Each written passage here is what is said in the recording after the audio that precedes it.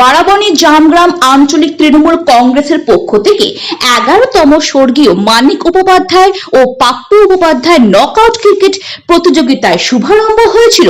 27 জানুয়ারি আজ তার চূড়ান্ত পর্যায়ে খেলা অনুষ্ঠিত হলো। খেলায় মুখোমুখি হয়েছিল জিএমডি একাদশ কন্যাপুর ভার্সেস জামগ্রাম সৌমেন একাদশ। খেলায় জয়ী হয়েছিল সৌমেন একাদশ। এই খেলার প্রধান অতিথি রূপে উপস্থিত ছিলেন বাংলা সিরিয়ালে খ্যাতনামা নায়িকা শ্রীতমা ভট্টাচার্য। এছাড়াও উপস্থিত ছিলেন বারাবণী বিধার উপাধ্যায়, বারাবণী পঞ্চায়েত সমিতি সভাপতি অসিত সিং, পশ্চিম বর্ধমান জেলা পরিষদের সদস্য পূজা মাড্ডি, জামগ্রাম পঞ্চায়েতের প্রধান কেশব রাউত।